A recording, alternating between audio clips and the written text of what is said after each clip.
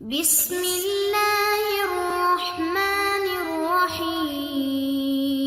نبی پاک صلی اللہ علیہ وسلم کی حدیث ہے مسلم میں، طبرانی میں، حضور نے فرمایا آؤ میں تمہیں پچھلے زمانے کے ایک ایماندار نوخیز ولی اللہ کی بات سناؤں۔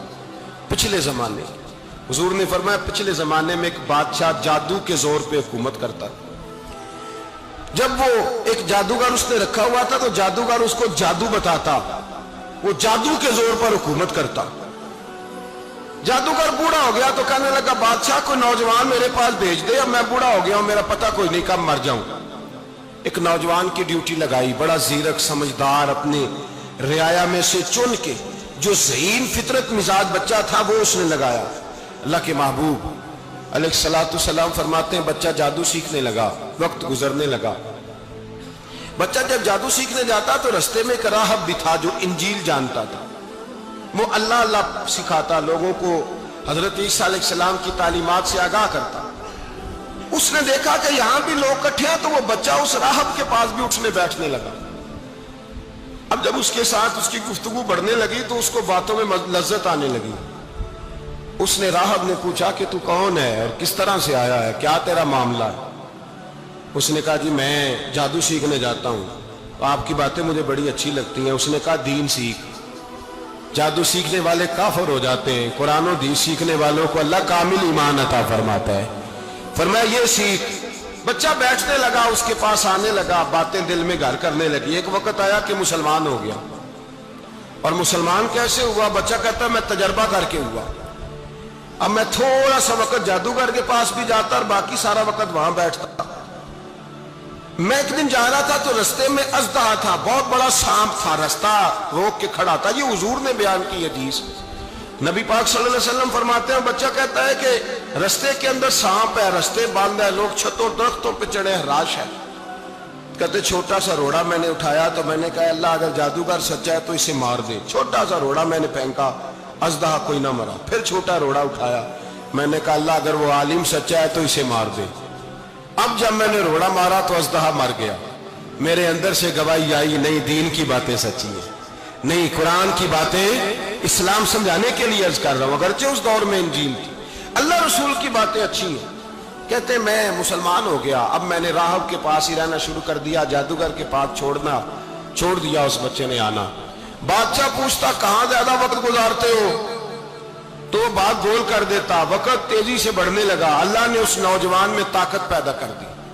اب وہ اس کے اندر نا اللہ نے توانائی، روحانیت پیدا کر دی۔ ابھی جوان ہے، 14-15 سال عمر ہے۔ اللہ نے اب جو بیمار بھی آتا وہ دعا کرتا تو اللہ صحت عطا کر دیتا، جو بھی آتا۔ بادشاہ کا ایک درباری تھا، بادشاہ کو پنکھا جلتا تھا، وہ اندھا ہو گیا، کوئی ایسی تکلیف آئی کہ نابینا ہو گیا، بڑے علاج کرائے شفا نہیں ہوئی۔ کسی نے اس بچے کا پتہ بتایا کانوں میں، اس کے پاس گیا تو بچہ کہنے لگا شفا تو ہو جائے گی پر کلمہ پڑھنا پڑے گا، مسلمان ہونا پڑے گا، جس پیغمبر کا میں غلام ہوں تجھے بھی بننا پڑے گا، دین پہ عمل کرنا پڑے گا، اللہ شفا دیتا ہے۔ اس نے کہا تو مجھے کلمہ پڑھا، مجھے شفا دے، میں تیار ہوں۔ اس نے کہا شفا تو اللہ دیتا ہے۔ اس نے اللہ تبارک و تعالیٰ کا ذکر کر کے دعا مانگی، یہ مسلم شریف میں حدیث ہے، طبرانی میں موجود ہے۔ اللہ نے اسے شفا دی، اس نے کلمہ پڑھنا شروع کر دیا۔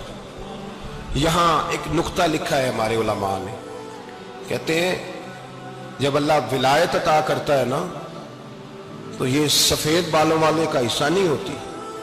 اگر جوانی میں کوئی آدمی توبہ کر کے تصوف کے رستے پہ چلتا ہے تو سب سے زیادہ ولایت اللہ اسے عطا فرماتا ہے، سب سے زیادہ ولایت اس کے پاس ہوتی ہے۔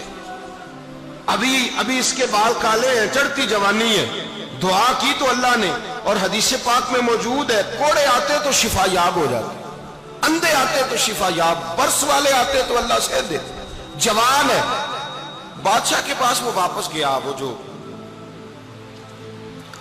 آدمی جس کی آنکھیں ٹھیک ہوئی تھی۔ بادشاہ نے پوچھا کہ کیسے شفا ملی؟ تو کہنے لگا میرے رب نے شفا دی۔ بادشاہ سجدے کراتا تھا، اپنے آپ کو منواتا تھا، معاذ اللہ، کہنے لگا میرے علاوہ کون رب ہے؟ اس نے کہا وہی رب ہے جس نے تجھے پیدا کیا ہے، اور وہی رب ہے جس نے مجھے اندھے کو آنکھیں دی ہیں، وہی ہے میرا مالک۔ کہا اچھا تو مجھے نہیں مانتا؟ کہا نہیں میں اپنے رب کو مانتا ہوں۔ بادشاہ نے اسے سزا دی، ستایا، اس نے بچے کا پتہ بتایا۔ پھر بچے کو بلا کے ستایا تو اس راہب کا پتہ بتایا، راہب بھی قتل ہو گیا، نابینا بھی قتل ہو گیا۔ بادشاہ نے کہا سپاہیوں سے اس بچے کو لے جاؤ اور پہاڑ کی چوٹی پہ جا کے نیچے پھینکو تاکہ مر جائے۔ بچہ پہاڑ کی چوٹی پہ گیا تو ہاتھ اٹھا کے کہنے لگا یا اللہ میرے لیے نہیں اپنے لیے، میرے لیے نہیں اپنے لیے انہیں اپنی قدرت کے جلوے دکھا، میرے لیے نہیں۔ اللہ کے بندے اپنی جان بچانے کی دعائیں نہیں مانگتے، اپنے لیے انہیں اپنی قدرت کے جلوے دکھا۔ یہ دعا مانگی، جتنے لوگ ساتھ آئے تھے وہ سارے زمین پہ گرے اور سب مر گئے، پہاڑ سے گر کے مر گئے۔ بچہ واپس سیدھا بادشاہ کے پاس کہنے لگا لو بھائی میرے رب نے مجھے بچا لیا ہے۔ جوان کا ایمان دیکھو، میرے رب نے مجھے، بولو میرے اللہ نے مجھے ایمان کی گواہی دے رہا ہے، میں بچ گیا ہوں، تو جھوٹا ہے، میرا رب سچا ہے۔ اس نے کہا لے جاؤ اس کو دریا میں، کشتی میں بٹھاؤ، بیچ دریا کے جا کے دھکا دے دو۔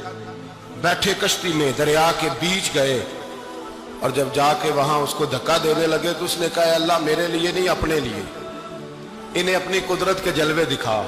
بس ایک طوفان سا آیا، جتنے سپاہی ساتھ آئے تھے ڈوب کے مر گئے۔ وہ بچہ اٹھا اور سیدھا پھر بادشاہ کے پاس، اسی کے پاس کہنے لگا لو بھائی میرے رب نے مجھے بچا لیا ہے، تیرے پاس آیا ہوں۔ وہ کہنے لگا تو کیا مصیبت میرے گلے پڑ گئی ہے، کیسے جان چھوٹے گی؟ تو بچہ کہنے لگا اگر تو مجھے باندھے درخت کے ساتھ اور سارے ملک کو بلائے، لوگوں کو اکٹھا کرے، پھر تو مجھے تیر مارنا، میں تجھے بتاؤں گا کیسے مارنا ہے، میں مر جاؤں گا۔ اللہ کا بندہ نوجوان ایمان دیکھو، مرنے کے طریقے بتا رہا ہے، میں تجھے بتاؤں گا میں کیسے مروں گا۔ یہ بات کہی، بادشاہ نے سارا مجمع جمع کیا، ملک سارا باہر آ گیا، درخت کے ساتھ باندھ دیا۔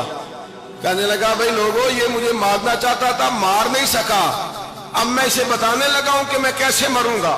اسے کہو جب تیر مارے تو ساتھ میرے رب کا نام بھی لے، میں اپنے رب کے نام پہ جان دوں گا، ایمان کی پختگی میں اللہ کے نام پر جان دوں گا۔ اسے کہو رب کے نام پہ مارے، مر جاؤں گا۔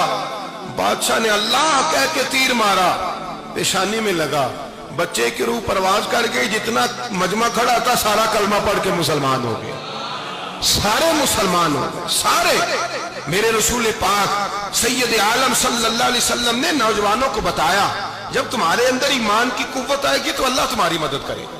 فرمایا وہ نوخیز ولی تھا، ابھی جوان رانا تھا، ابھی اس کی پیشانی پر جوانی کے آثار تھے، لیکن اس نے اللہ کو راضی کیا، رب کریم کو راضی۔